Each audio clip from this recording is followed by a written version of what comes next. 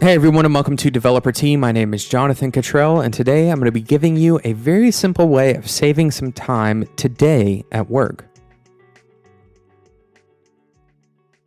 How many questions do you get asked in a given day? If your workplace is anything like mine, that number can be very high for literally every person in the office. We get a ton of questions from other people because questions are necessary to collaborate.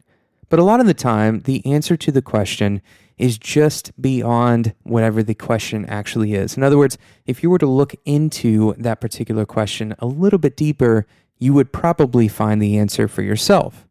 Today, I'm going to give you a few tips that you can use to save some time when people ask you questions. Now, that seems disingenuous, maybe on its face, but the reality is that you are not giving anybody any favors by answering all of their questions. They can't learn well if you answer all their questions. And if you are interrupting your own time to answer their questions, you're likely going to get into a scenario where either you give them a less than adequate answer to their question, or your work is compromised to some degree because you are interrupted, and therefore you don't have the focus that you need in order to do the best work that you can do. So what are the best ways of dealing with questions from coworkers at work? Perhaps the most important thing in any relationship, whether that is a coworker relationship or otherwise, is to set meaningful expectations of each other. In other words, if you tell your coworkers that while you are busy, while you are focusing, that you will be unavailable to answer their questions, then when they choose to ask you a question while you are focusing, you have the option of letting them know that you are currently focusing and you need to answer that question only in the future at some point. So that's really step one, set expectations. And usually those expectations need to provide you with the time that you need to do your work properly. Another very important factor is for you to take your coworkers' questions seriously. They often are coming to you with questions because they believe that you can answer them the most effectively. As developers, we can't treat questions with hostility. Instead, we should only create systems that help us manage those questions properly. In other words, the questions should be treated with hostility only in their timing and not in their content.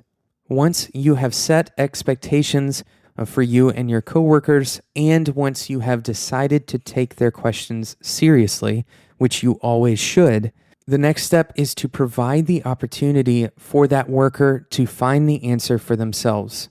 It is very easy to get into the habit of asking other people for information that we don't have at hand that person may have at hand.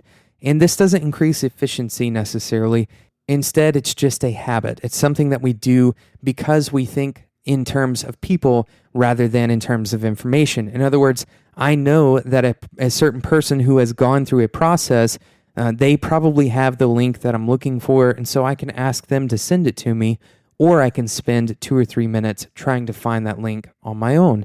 An effective strategy to give people the space they need to be able to find the answer on their own is to simply delay your answer. In other words, tell someone that you are interested in their question and that you will answer it, but it's going to take a little bit of time before you are able to answer it.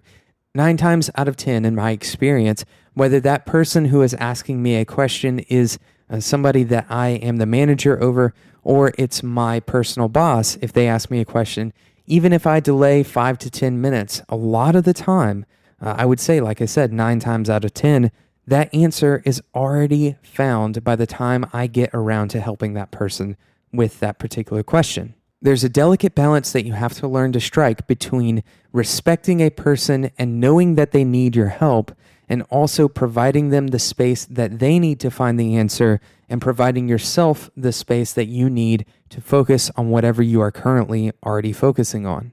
The struggle of answering our own questions is how we learn, and we have to give each other the ability to learn, even if it means saying no for a period of time or only providing assistance when a true failure or a true stopping point has occurred. With that said, as with all learning, we must treat this as an investment.